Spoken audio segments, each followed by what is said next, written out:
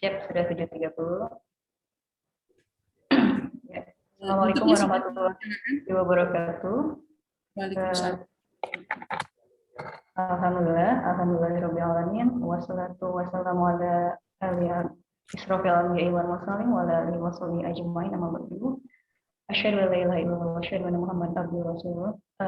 Terima kasih kepada rekan-rekan dan teman-teman semua. Ini kalau dilihat dari queue-nya ada satu orang dari Blitar ya Bu Nurul, dan dari Depok dan Ibu Kusum. Terima kasih telah bergabung. Untuk hari ini kita akan melanjutkan kisah pojok berkisah tentang Nabi Yunus alaihissalam. Seriesnya adalah menjadi pejabat. Nah, ini itu buat saya pribadi ini menarik. Mengapa? Karena tidak semua nabi ya Bun kalau tidak salah menjadi pejabat di masanya. Jadi beliau ini salah satu yang terpilih untuk menjadi pejabat.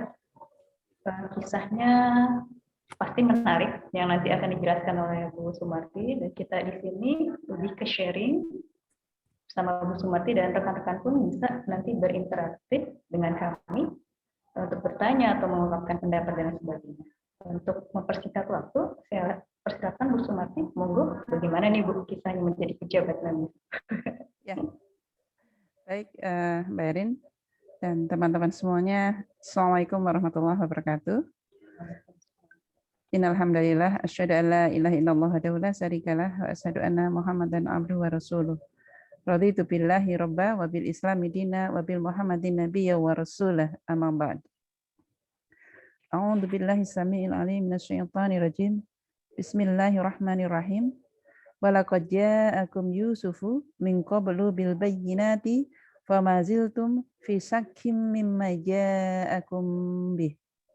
Dan sesungguhnya telah datang Yusuf kepadamu dengan membawa keterangan-keterangan, tetapi kamu senantiasa dalam keraguan tentang apa yang dibawanya kepadamu. Hari ini saya akan menyampaikan tentang pojok berkisah dengan format yang berbeda. Kalau kemarin ada podcast yang dinyalakan lebih dulu, kalau hari ini kita mencoba mengkaji kitab. Tapi kitabnya sudah berbahasa Indonesia, sehingga nanti teman-teman itu bisa bagaimana sih cara mengajarkan kisah itu yang tepat kepada anak-anak. Nah, sebelum lebih lanjut, seperti biasanya kita akan bermain dengan sintak. Jadi sintak 1 itu adalah tentang apa tujuannya, terus kemudian kepada siapa, dan materinya apa. Itu di sintak 1 dan 2. Hari ini saya menggunakan buku Qawatirul Quran ya, yang ditulis oleh Syekh Amru Khalid ya. Ini sangat mudah dan Bapak dan Ibu bisa mendapatkan di toko-toko buku, dan syarahnya jelas, dan ini memang bagi pemula itu sangat kami sarankan ya. Nah, di Qawatirul Quran tadi yang saya bacakan yaitu di Qawatirul Quran halaman 280. Nah, jadi setelah kita bacakan bersama-sama, mengapa Yusuf itu dikatakan membawa keterangan ya berkaitan dengan perannya sekarang di episode ke-25 ini, perannya sebagai pejabat. Jadi pengalaman yang dialami Yusuf dalam surat Yusuf itu adalah pengalaman kemanusiaan semata-mata. Beliau memang nabi, tapi punya banyak sekali pengalaman yang bersifat kemanusiaan. Apa artinya pengalaman yang bersifat kemanusiaan? Nah, jadi tujuan dari kisah ini adalah kita akan menggali ide-ide besar yang akan disampaikan kepada anak-anak. Ya.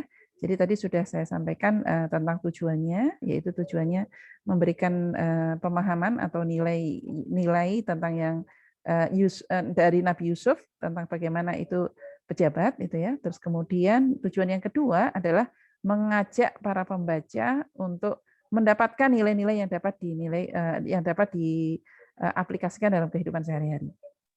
Nah, sekarang kita masuk ke sintak yang ketiga. Sintak yang ketiga apa? Kegiatannya. Kegiatan yang pertama adalah membaca pemahaman dengan teknik menghubungkan.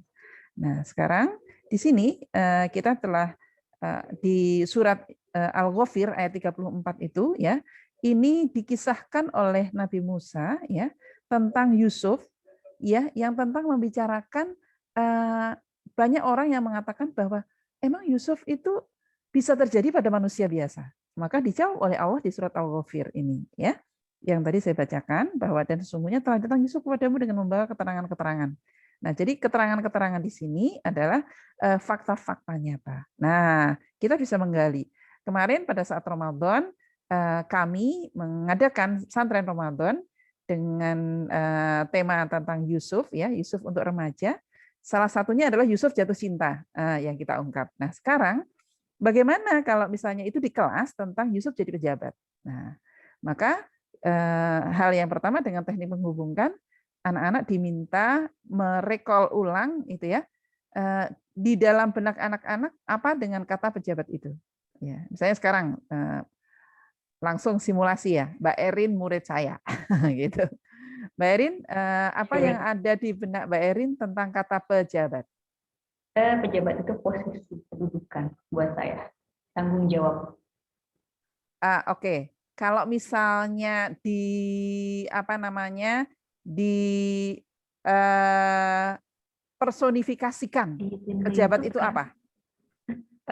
Personifikasikan sebagai pejabat itu apa? Lebih ke seorang yang dipercaya, Bu. Bukan. Maksud saya kalau misalnya di sekolah gitu. Yang menurut Mbak Erin pejabat itu siapa? Kepala sekolah. Oke, ya. Kalau misalnya di lingkungan pemerintahan paling kecil, pejabat itu siapa? Pak RT. Pak RT. Oke. Kalau di lingkungan yang lebih besar lagi? Gubernur. Sebelum gubernur? Wali kota. Ngurut dong Mbak Erin. Ngurut dong Mbak Erin.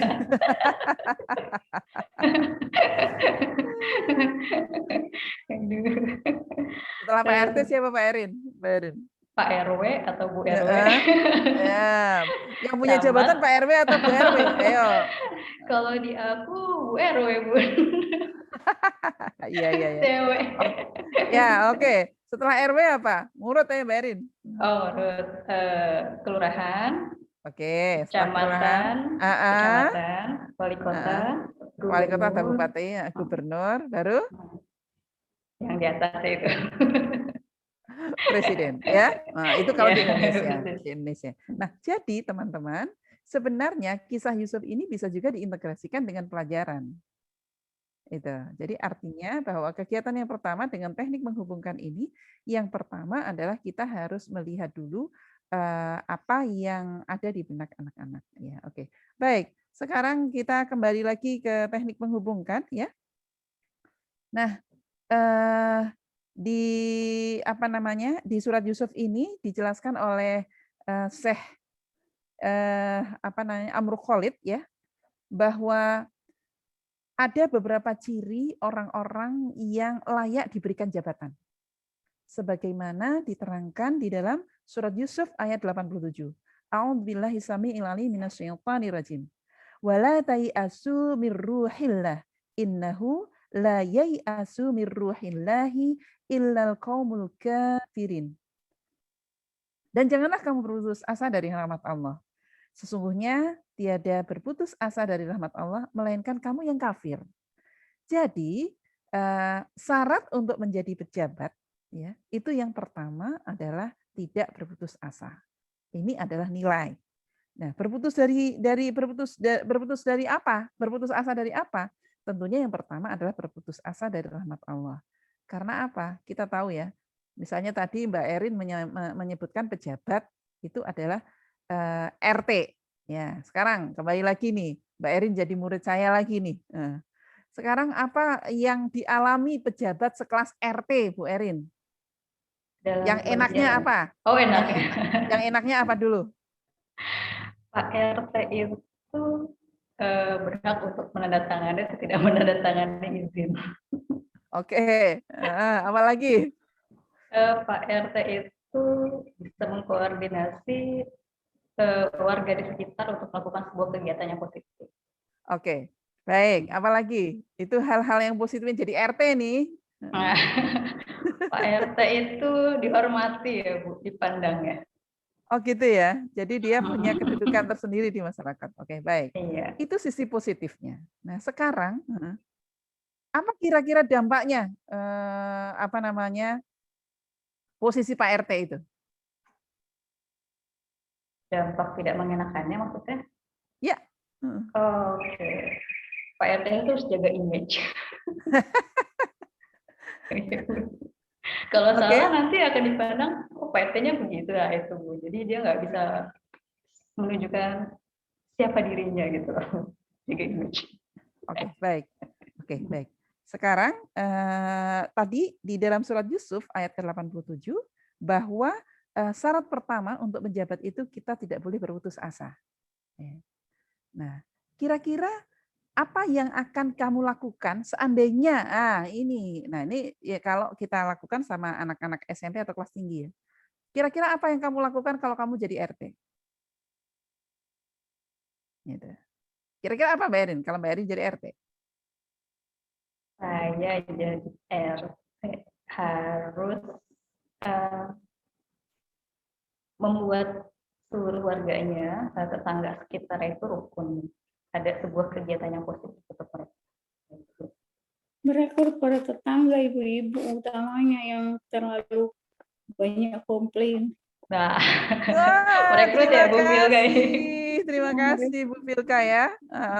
Jadi yang apa namanya vokal-vokal itu direkrut gitu ya.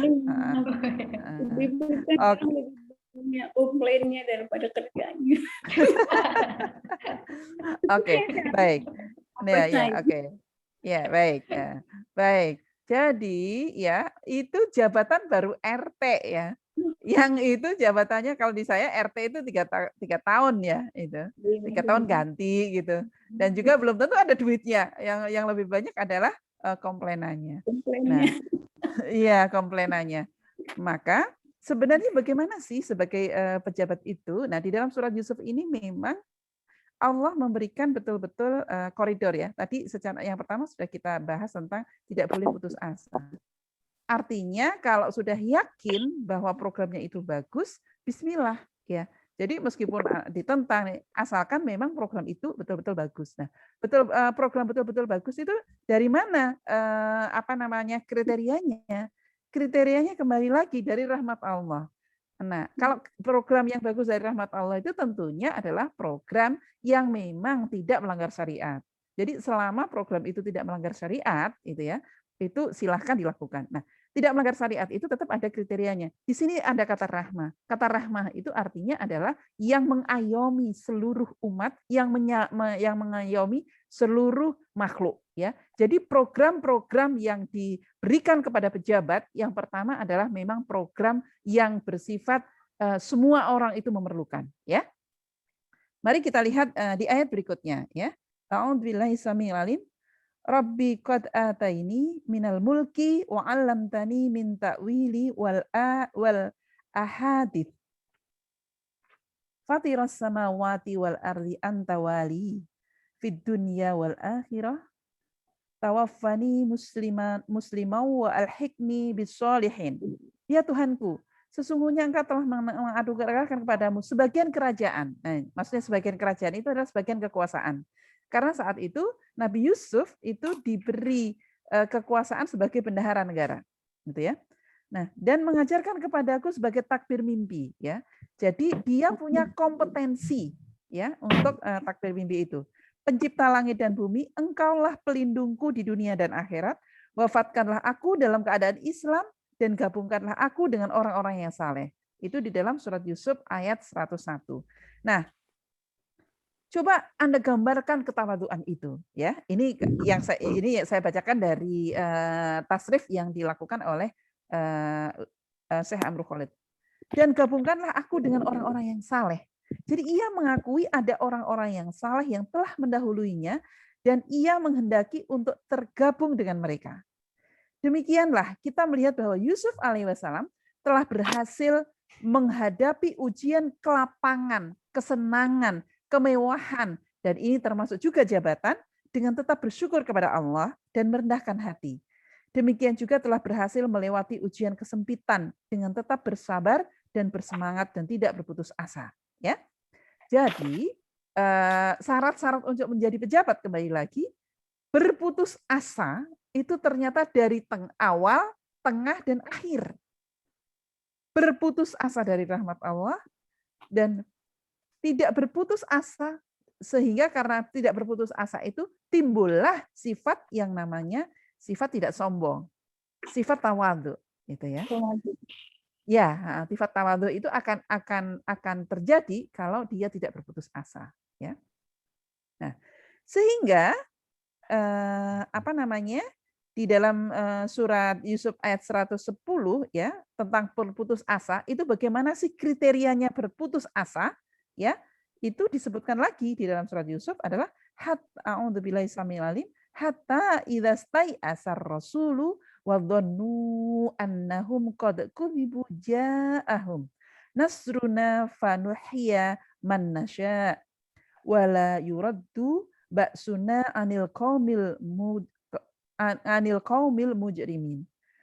Sehingga apabila para rasul tidak mempunyai harapan lagi tentang keimanan mereka dan telah meyakini bahwa mereka telah didustakan, datanglah kepada para rasul itu pertolongan kami. Kami itu di sini Allah.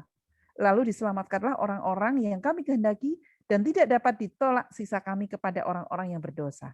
Jadi teman-teman, di sini di dalam surat Yusuf ini disebutkan sebagai pejabat apapun, ketika dalam kondisi yang sangat sempit, ya, maka berharapnya hanya kepada Allah. Dan kalau sudah kita berharap kepada Allah, yakinlah bahwa akan ada pertolongan Allah. Ya. Jadi sebenarnya menjadi pejabat itu dari level yang paling bawah maupun yang level tinggi, semuanya hampir sama ujiannya. Kalau baik itu biasa saja. Kalau jelek itu diomonginya nggak habis-habis gitu, Mbak Erin. Iya, benar. Iya, itu pejabat dalam level apapun gitu. Ya, ini Bu harus jaim. Iya. Ya. Jadi sesungguhnya, nah ya, yang diajarkan oleh Yusuf ini bahwa dalam barang siapa untuk sukses kehidupan dunia akhirat, baik sebagai pejabat apapun ya, pejabat publik, pejabat yang terberi. Nah, pejabat yang terberi itu kayak kita sebagai ibu, sebagai istri itu pejabat yang terberi. Artinya ketika kita menikah otomatis itu jabatan kita adalah sebagai istri gitu. Nah, ketika kita punya anak otomatis itu jabatan kita sebagai ibu.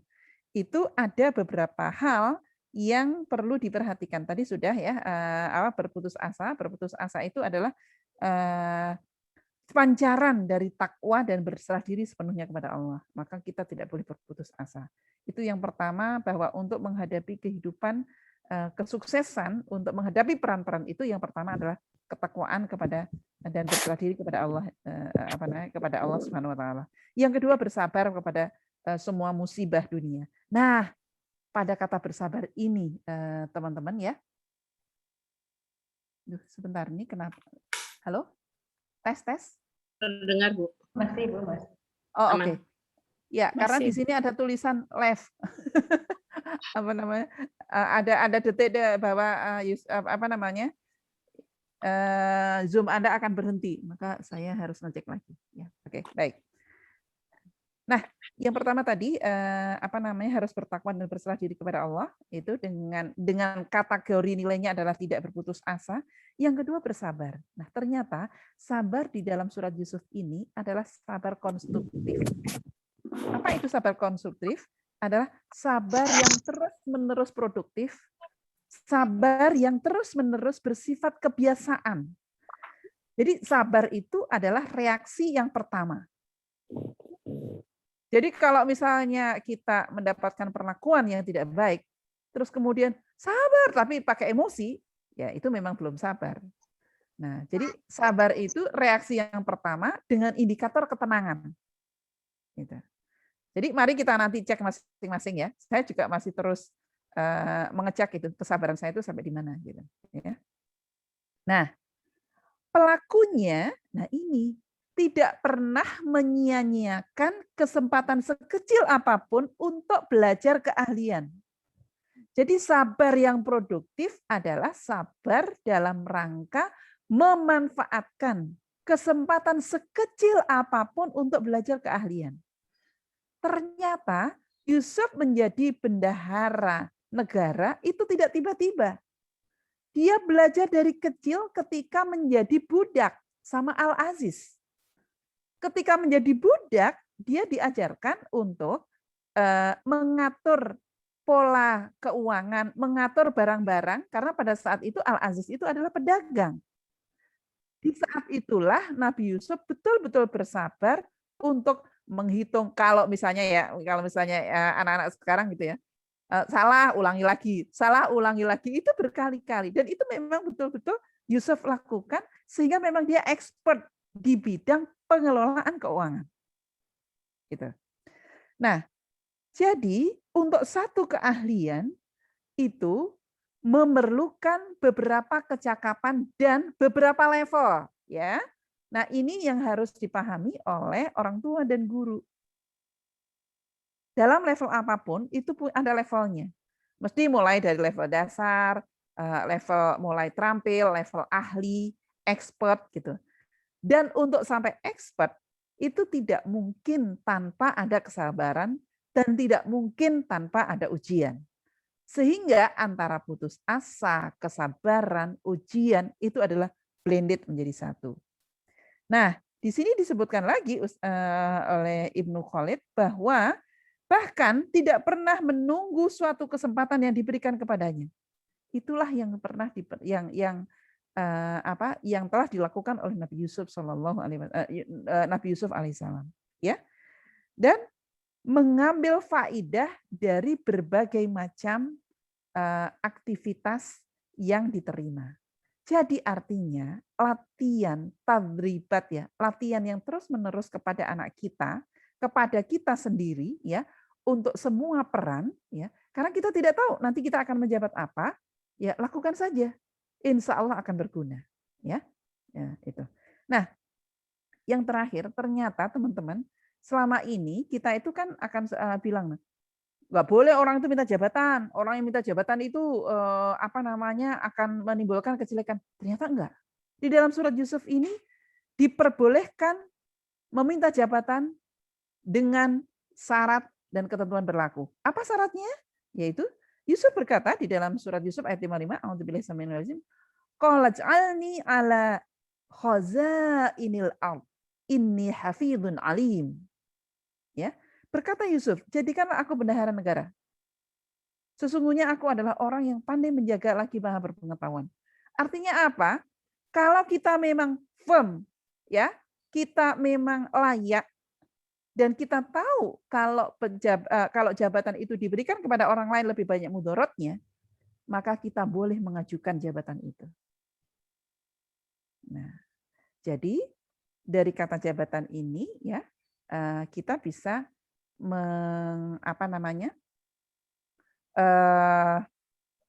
mengevaluasi, ya, dan juga mengevaluasi diri kita. Apakah memang betul setelah kita punya jabatan itu kita layak punya 3 karakter tadi, 3 karakter tidak mudah putus asa, bersabar dalam segala ujian dan terus belajar, dan yang terakhir adalah tawadhu, bahwa semua aktivitas itu adalah dari Allah, ya. Nah, ini yang bisa saya sampaikan hari ini yang berkaitan dengan Yusuf sebagai pejabat, ya. Jadi di sintaks yang ketiganya, aktivitasnya yang bisa diberikan, ya, untuk anak. Nah, ini yang harus dicatat oleh Bunda semua, ya. Untuk anak PAUD, ya, tentunya kita tidak akan dengan ayat satu demi satu. Tapi kita cukup menceritakan kisah Yusuf ketika jadi pejabat, terus kemudian ketemu dengan saudaranya. Jadi ketika ketemu saudaranya, dia tidak sombong dan dia tetap tawadhu. Maka silahkan teman-teman guru, bunda ayah semuanya, carilah dari referensi manapun yang menyebutkan atau pertemuan Yusuf kepada keluarganya, ya. Itu untuk mengenalkan kata pejabat kepada anak-anak PAUD. Anak-anak PAUD di sini juga bisa sampai 8 tahun. Artinya bahwa nilai untuk tidak sombong, nilai, tetap menghormati dan tetap tahu asal usulnya, ya itu harus diberikan lebih awal, tanpa dengan ceramah, tapi dengan tokoh-tokoh yang memang sudah disiapkan oleh Allah. Ya, itu. Nah, untuk anak SD itu yang terpenting ya, untuk anak SD itu dalam hal ini adalah PAUD ya, PAUD sampai SD kelas bawah ya, itu yang saya buat yang saya buat anak, yang saya sebut anak-anak. Itu yang harus kita pastikan adalah konsepnya harus benar. Jadi konsep pejabat itu apa? Itu harus benar. Jadi bukan hanya pejabat adalah, tapi pejabat dalam konsep yang sesungguhnya. Jadi kalau dalam bahasa Arab, pejabat itu banyak sekali. Ada yang bersifat amr. Amr itu berarti adalah pemimpin. Jadi memang pejabat harus punya jiwa leadership. Ada pejabat itu disejajarkan dengan kata khodim, itu melayani. Bahwa pejabat itu adalah pelayan. Gitu ya. Terus kemudian ada kata lagi, maudhuf ya, banyak sekali di dalam di dalam kamus-kamus itu bahwa pejabat itu adalah maudhuf. Apa itu artinya maudhuf? Orang yang dilemahkan. Orang yang paling lemah. Jadi pejabat itu orang yang paling lemah. Paling lemah di mana? Paling lemah di hadapan Allah. Karena apa? Dia akan dimintai pertanggungjawaban sekecil apapun. Nah, dari 3 konsep ini kepada anak-anak bahwa pejabat itu bisa pemimpin, yang dia harus bertanggung jawab, dia pelayan, yang berarti tidak boleh mengeluh, dia maudhuf, orang yang paling lemah karena sering dicaci, sering dibully mungkin, maka dia harus punya ketakwaan yang paling bagus. Maka ini harus duduk dulu itu pada anak-anak. Nah, yang kedua ya pada anak remaja di sini adalah mulai dari kelas tinggi sampai SMP ya, sampai menjelang dewasa itu yang disebut masa eksplorasi. Nah, masa eksplorasi di sini adalah kita harus menyediakan bacaan-bacaan ya yang ada yang mendukung, ada yang kontra, tapi harus ada dialog. Harus ada dialog. Maka yang di kami ya di Yayasan Bening Indonesia itu ada buku keliling, ada kajian buku, itu adalah dalam rangka dialog ini. Nah, nanti ketika SMA ke atas itu adalah sudut pandang. Nah, ketika sudut pandang di sini, anak pastikan dia sudah punya konsep sehingga memandang semua hal dengan konsep yang benar ya. Jadi 3 hal ini dalam kaitannya dengan apapun, termasuk dalam kaitannya dengan pejabat, sehingga nanti anak tidak hanya menghujat, tapi nanti di kala SMA dia sudah bisa menjadi solusinya. Itu. Ya. Demikian dari saya, Bu Erin, silakan tanya jawab dibuka, monggo. Ya, Masya Allah, Bunda. Tadi saya sedikit mengutip mengenai yang ada di surat tersebut. Dia pejabat meminta ya, Bu, di situ. Ya, meminta ya, jabatan. Meminta jabatan. Nah, kalau ini sih di luar dari untuk yang anak-anak, tapi dari pengalaman kami, dari pengalaman saya, Bu, ya, meminta jabatan gitu. Dulu memang pengalamannya itu saya berkata gini, ya ibu bilang minta jabatan itu kan nggak etis buat untuk sebagian orang ya, Bun ya. Ya. Cuma ketika posisi kita melamar pekerjaan, nah ini kan berarti posisi ini berarti terpakai gitu ya, Bun ya. Betul sekali. Inilah kenapa aplikasi, betul sekali. Jadi di aplikasinya pada saat kita mau melamar pekerjaan, itu. Dan ini sebenarnya tidak bermasalah ya. Maksudnya sudut pandang dari Muslim, dari Islam itu gimana, Bu? Lah ini tadi di dalam surat Yusuf ayat bukan tawadu itu artinya bahwa dia memang bukan berarti tawaduk dengan rendah diri itu beda, Bu. Oke. Jadi di sini di surat Yusuf 55 itu ada hafidun alim. Hafidun alim itu artinya adalah pandai menjaga lagi berpengetahuan. Artinya saya berkompeten. Oke. Iya. Jadi harus ada catatannya ya. Dan ini saat Yusuf ditawari beberapa jabatan. Jadi dari raja karena dia bisa menyelesaikan masalahnya dalam hari ini adalah mentakwil mimpinya, maka Yusuf diminta, sudah kalau begitu kamu saya kasih jabatan. Jadi artinya sudah ada kesempatan baru kita mengajukan diri, Oke. bukan tiba-tiba gitu loh. Nah, Jadi kita mengajukan diri. iya. Tiba-tiba Jadi saya mau jabatan ini harus enggak ya, Bun? iya, enggak. Nah, misalnya nih ya, misalnya Anda udah ada kandidat nih jadi kepala sekolah gitu ya, semuanya. Nah, ya kamu misalnya Bu Erin, Bu Nas, Bu Dewi, semuanya ini layak jadi kepala sekolah. Karena ini ya oke. Baik, kamu mau nggak jadi kepala sekolah? Misalnya Bu Erin, enggak Bun, aku mau jadi kepala sekolah, tapi aku mau jadi sekretaris saja gitu. Karena apa? Saya lebih firm di situ. Nah, itu yang namanya meminta jabatannya itu di situ. Jadi sudah dibuka, nah baru kita menempatkan sesuai dengan bukan yang cocok itu aku, bukan itu kalau itu mah Oke. setan lagi jadinya gitu. Oke, betul. Berarti ini sesuai dengan pengalaman saya ketika melamar di Bening ya, Bun? Lamarin nih, tanya. Gitu ya, Bun ya. Ada 2 jabatan gitu. Oke. Lanjut mungkin dari mungkin dari ya semoga Bunda. Ya, alhamdulillah Ibu Sumarti, mohon maaf ya, saya baru bisa hadir. Sehat ya Bu Dan Nas. sebentar lagi mungkin Sehat ya Bu Nas. alhamdulillah. Sebentar lagi juga harus meninggalkan ruang Zoom lagi. Tapi ini menarik terkait dengan apa yang akan disampaikan kepada anak ya. Ini mohon arahannya tadi ya juga kan ada jabatan juga yang terberi tadi ya. Betul. Artinya gini, berarti sebenarnya jabatan itu kan terkait dengan peran kita Betul. ya. Ada peran. Nah, berarti anak-anak yang remaja menurut saya juga sudah mulai perlu diingatkan bahwa kita di dunia ini kita memiliki peran-peran tadi seperti Bu Marti bilang. Peran sebagai anak artinya itu mempunyai tanggung jawab apa terhadap orang tua. Peran sebagai teman gitu kan, hingga peran apa nih di dalam misalkan kamu dalam organisasi seperti itu. Apakah seperti itu ya Bu Marti ya? Betul sekali. Tadi menarik juga langsung yang diamanahkan itu ya. Jadi jabatan itu memang ada yang sudah terberi ya, misalnya jabatan sebagai ayah gitu ya. Ketika Anda menjadi orang tua laki-laki punya anak, otomatis itu jabatan ayah itu akan tersematkan gitu. Tapi ada memang jabatan yang sementara. Ya misalnya kayak seperti saya sebagai kepala sekolah itu ya. Bu Eri sekretaris itu jabatan sementara gitu. Nah, tentunya perannya akan berbeda-beda. Nah, maka di sini peran-peran kita secara keseluruhan, peran manusia di bumi ini dalam konsep Islamic worldview itu kan sebagai khalifah. Sebagai khalifah.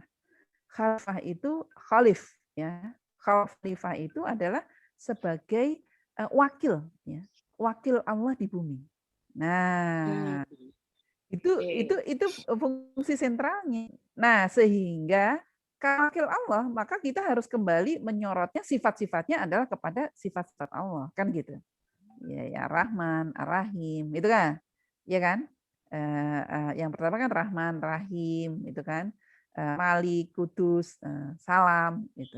Nah, jadi sebenarnya hakikatnya kita sebagai khalifah fil ard ini ya, itu adalah bagaimana mengejawantahkan sifat-sifat Allah itu dalam kehidupan sehari-hari.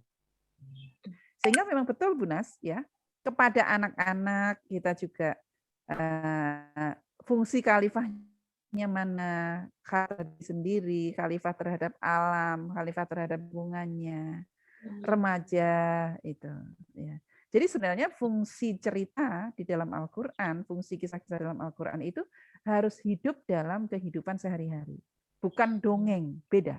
Gitu. Betul. Jadi apakah memang bisa Bu ini bagi fase anak tadi SD kelas bawah ke bawah ya? Kok ngomongnya ribet. Dari PAUD sampai SD kelas rendah gitu ya. Itu juga bisa dimunculkan kata-kata, katakan, nak kita ini wakil Allah loh. Bagaimana Allah itu memiliki sifat apa? Gitu Bisa. ya? Lebih tepatnya kita ini khalifah. Kita ini tugas kita sebagai khalifah. Iya. Itu harus karena beda. Wakil itu dari kata wakala, itu mewakili. Beda, tapi kalau khalifah itu ada taklif di sana.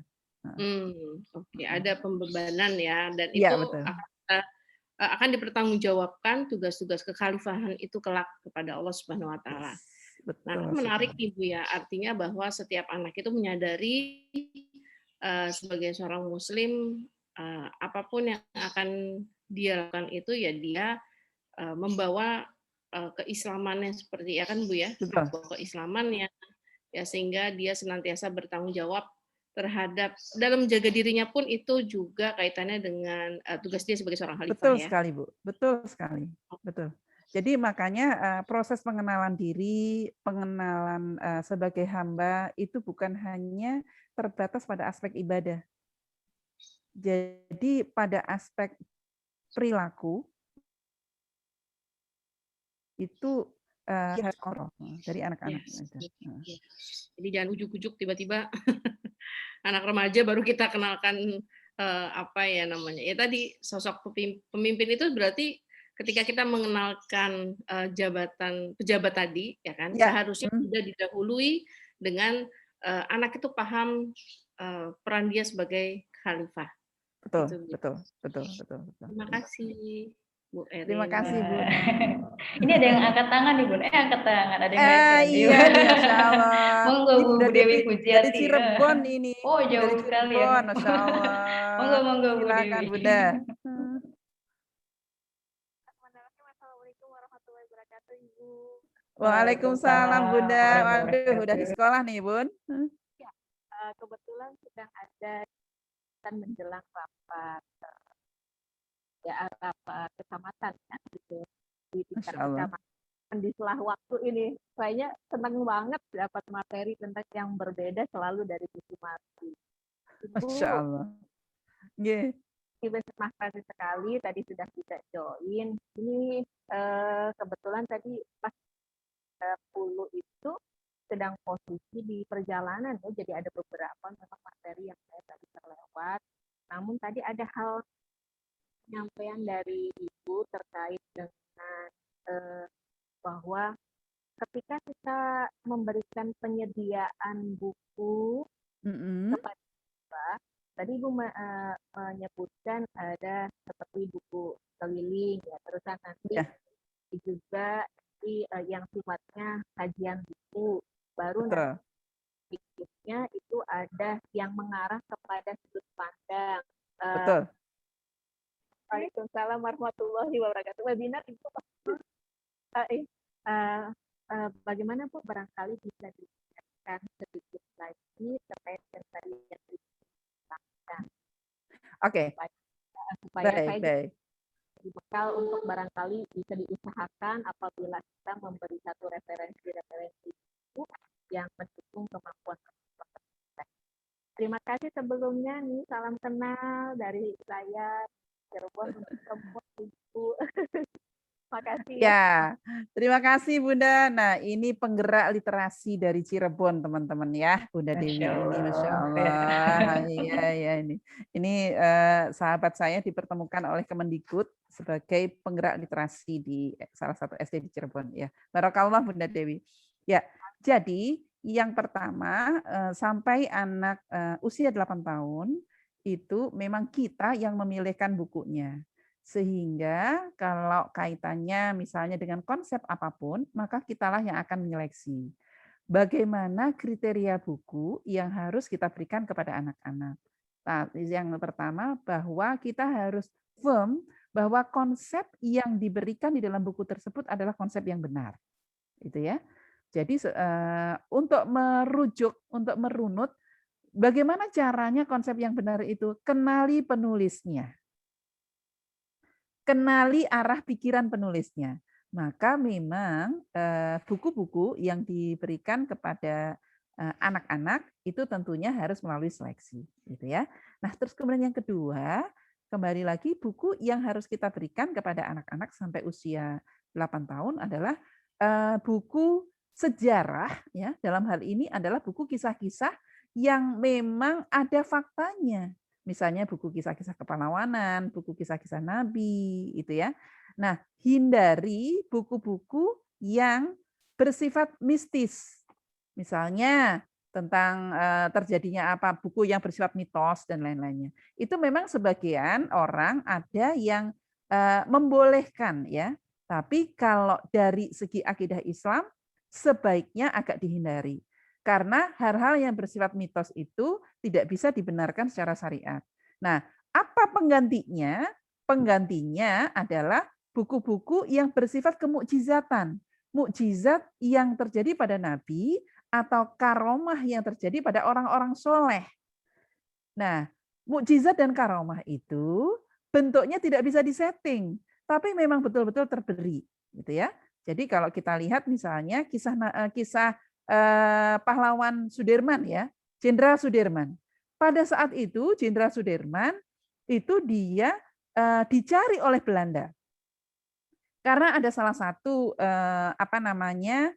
ada salah satu timnya yang membocorkan kepada Belanda bahwa di sana ada Sudirman. Maka pada saat itu Sudirman tidak ada cara lain kecuali berzikir.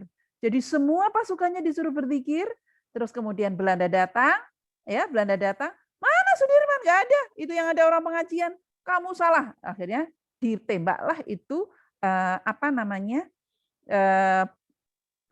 orang yang pengkhianatnya itu. Ya.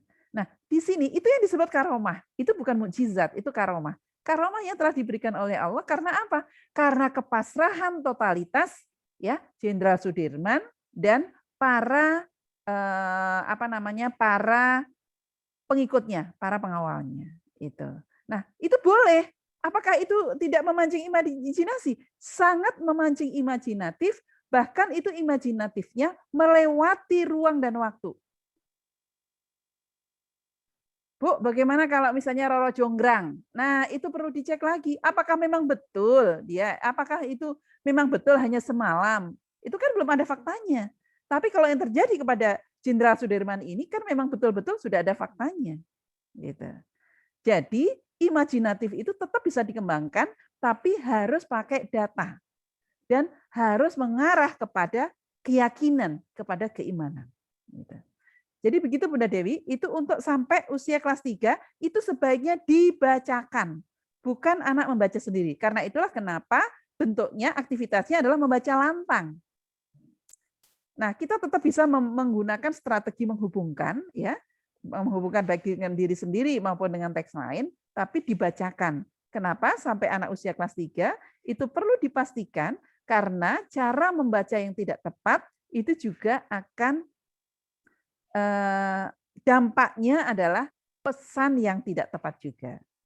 Nah, untuk kelas 3 ke atas, yang dia sudah mulai membacanya, sudah membaca buku paket, kalau di level membaca itu Bunda Dewi, udah level 3, membaca mandiri, nah saat itulah ada acara buku keliling. Nah, buku keliling itu caranya adalah mereka mengajukan satu judul buku, sebaiknya diawali dengan tema-tema yang berkaitan dengan keterampilan dasar anak. Misalnya bagaimana mengurus ikan cupang, bagaimana merawat tanaman, bagaimana tip and trick futsal yang bagus. Nah, itu boleh saja, tidak masalah. Nah, karena apa?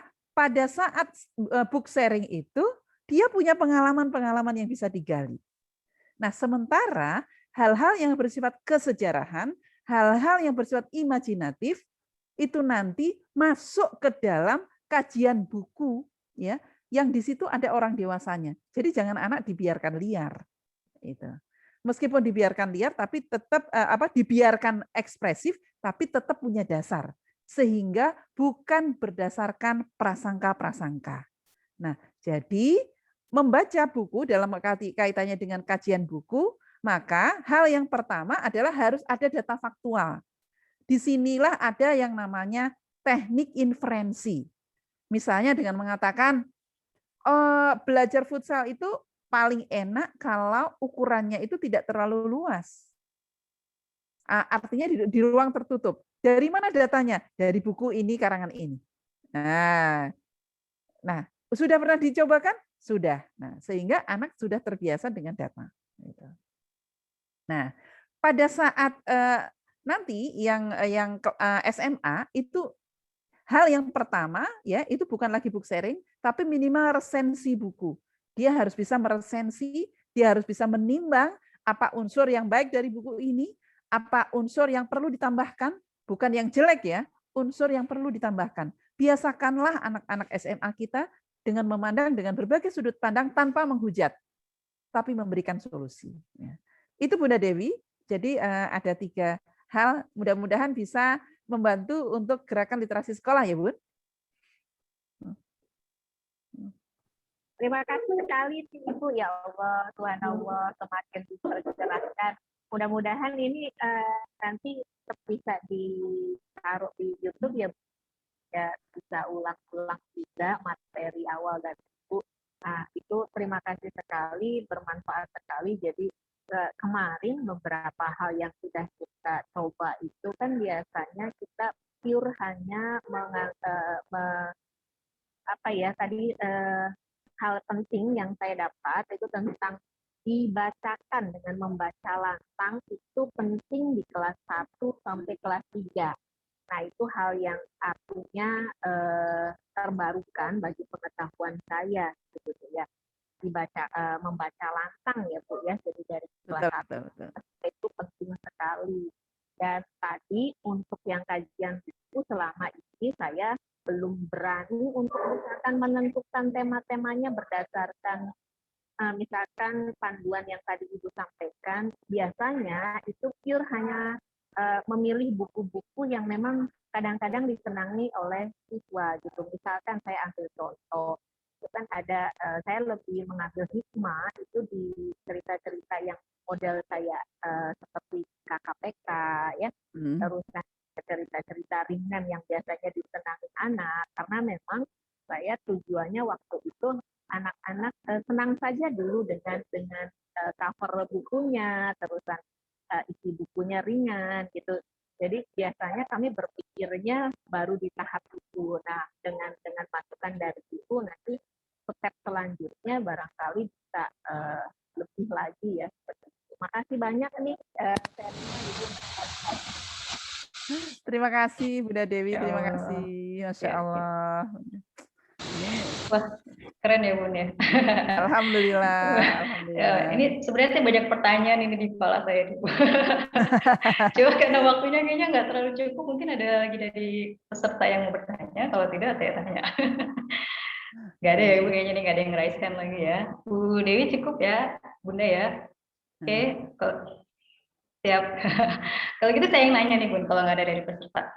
Tadi Bunda mengatakan kok sebenarnya menghubungkan ya Bun ya, menghubungkan dari buku dengan realitas. Nah, anak-anak saat ini kan ya kita paham ya Bun ya, apalagi dunia digital ini hybrid gini, sekarang kan kita lebih ke digital dan mereka lebih ke handphone dan lain sebagainya. Nah, terkadang menurut pengalaman saya, terkadang sulit Bun menghubungkan konsep yang Bunda bilang harus realistis, harus ada faktanya, nah sejarah dan lain sebagainya. Tapi mereka lebih tertarik dengan yang mistis, yang apalagi sekarang ada kartun apa ya, Cindy kalau nggak salah, Cindy the House. Nah ini yang lebih mistis, mereka lebih tertarik itu, kayak imajinasinya lebih jalan. Tapi ketika kita menceritakan contoh, saya menghubungkan antara tadi konsep pemimpin Nabi Yusuf yang Ibu bilang pemimpin itu harus bertanggung jawab dan sebagainya. Ini kan masuk dalam yang tadi sejarah Jenderal Sudirman ya Bun ya kalau tidak salah. Betul. Nah ini berarti sifat dia pemimpin yang harus bertanggung jawab melindungi para pengikutnya. Nah gitu ya Bun ya kalau kita mau dihubungkan. Nah terkadang kalau untuk anak PAUD dan kelas level bawah ini mereka nggak bisa untuk menyamakan seperti itu. Nah ini agak sulit gimana ya Bun untuk menarik mereka? Oh ya. Kalau untuk anak PAUD tentunya adalah memang hal-hal yang bersifat kayak misalnya kayak pemimpin gitu ya, pemimpin yang adil ya itu misalnya cerita Sudirman yang untuk versi PAUD ada deh. Ya. Terus kemudian ada Hamka Sang Bujangga itu juga ada. Banyak sekarang itu sebenarnya kisah-kisah yang untuk ini. Ya, saya sendiri juga banyak menulis kisah-kisah yang untuk anak PAUD ya. Jadi ada 10 sahabat yang dijamin masuk surga. Nah, itu kan itu juga pemimpin-pemimpin itu. Nah, sehingga memang harus ada sebenarnya ya. Kalau selama ini anak-anak kenapa lebih suka ke gawai gitu ya? Ya karena memang itu yang lebih banyak berinteraksi dengan mereka gitu loh. Nah, ketika kita sebagai orang dewasa di sekitarnya tidak mencoba menginisiasi dengan aktivitas yang lain, ya akhirnya ya itu lagi gitu loh. Jadi sebenarnya kita nggak boleh hanya menyalahkan gawai gitu ya. Gawe itu kan cuman alat gitu ya. Orang kalau misalnya nggak kita kasih pulsa juga sudah selesai kok. Nah, cuman Dengan game ya, Bun ya. Iya. Nah, jadi sebenarnya adalah kompetensi kita untuk membuat aktivitas-aktivitas bermakna gitu. Ya. Jadi sekali lagi jangan disalahkan anaknya, jangan disalahkan gawainya, tapi kita evaluasi lagi apa yang sudah kita ajarkan atau kegiatan apa yang sudah kita siapkan untuk mereka. Sebenarnya secara fitrah Bu Erin ya, secara fitrah ya Mbak Erin, orang itu lebih suka kegiatan-kegiatan yang multisensori. Oh Multisensori itu iya, makanya artinya Ibu tadi untuk anak berusia dasar lebih baik menyimak sih. Tidak betul. untuk membaca. Nah, itu berarti ya, Bu ya. Betul, iya. Dan sebenarnya dengan apa yang didengar itu jauh lebih imajinatif dibanding dengan apa yang dilihat. Ya, saya banget kalau gitu. Iya. Oke, paham kalau gitu. Nah, gini Bun, kembali ke konsep ya Bun, kembali ke sekarang ini kan kita lebih fokus ke yang literasi ya Bun. Nah, ini mungkin kita sebagai warga negara dan pemerintah itu harus lebih bersinergi. Nah, ini dengan program sekolah yang seperti apa ya Bun ya? Untuk kita bisa bersama, apalagi kan Mas Nadiem sekarang ada banyak-banyak program nih Bun ya, mengenai konsep pendidikan. Ini seperti apa ya Bun kalau masalah di fokus ke literasian? Oke, baik. Lebih fokus ya. Yang pertama adalah bahwa literasi itu ada dua sisi yang harus kita kembangkan, yaitu ada pengetahuan bahasa dan keterampilan berbahasa. Nah, pengetahuan bahasa itu nanti urutannya adalah dengan keterampilan berpikir. Karena itulah kenapa sekarang Kementerian Kemendikbud itu keterampilan berpikir itu lebih ditekankan ya. Jadi kan kemarin banyak yang protes ya, kenapa nggak boleh diajarin baca tulis? Bukan nggak boleh, caranya yang penting itu gitu. Nah, karena apa? Ternyata sampai usia 8 tahun itu secara konsep berpikir dan secara perkembangan otak, anak itu lebih cepat imajinasinya naik dan berpikir kritisnya itu lebih cepat apabila dalam bentuk lisan. Bukan dalam bentuk bacaan. Karena apa? Kalau bacaan itu memerlukan banyak sekali repertoar yang ada di kepalanya. Ya, menghafal dan sebagainya ya Bun. Iya, betul. Iya ya. Ya, jadi imajinasi itu ternyata lebih banyak berkembang dengan mulai dari auditori gitu loh. Nah, jadi karena itulah kenapa ini kan level ini AKM ini ya. Ini kan ada kelas 3, terus kemudian kelas 5, SMP kelas 2 dan SMA kelas 2. Nah, yang di SD kelas 3 ini lebih pada bagaimana mendapatkan informasi. Jadi bukan hanya sekedar bisa membaca, tapi mendapatkan informasi itu dari mana gitu loh. Nah, sehingga soal-soalnya itu juga kebanyakan soal-soal kasus gitu. Misalnya kalau kamu di bandara, terus kemudian kamu tersesat, kamu akan menghubungi siapa gitu. Ya. Nah, itu. Nah, sehingga kalau anak di drill hanya bisa membaca, itu kan nalarnya nggak jalan gitu loh. Ya, bagiannya udah hilang gitu. Iya. Tapi kalau anak diberikan banyak sekali bacaan, banyak sekali informasi. Nah, itu kan anak akan memiliki banyak sekali repertoar pengetahuan. Sehingga ketika nanti, kenapa anak kita itu minat bacanya orang Indonesia itu rendah dari dulu, nggak naik-naik, gitu ya. Karena urutan belajar membaca kita itu loncat, Mbak Erin. Yang harusnya dikuatkan di kelisanan, udah suruh baca, langsung disuruh caca, cici, cucu, cece, cocok. Nah, terus udah ngerti baca, tidak dinaikkan lagi, tidak diajak diskusi. Akhirnya ya nonton film lah itu. Betul.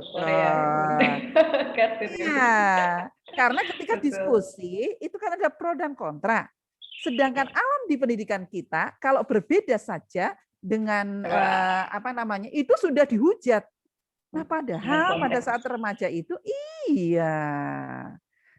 Jadi sebenarnya yang patut kita apresiasi dari kementerian sekarang ini adalah proses keterampilan berpikir itulah. Nah, di level yang kedua itu ada di sana itu sudah mulai teknik menghubungkan.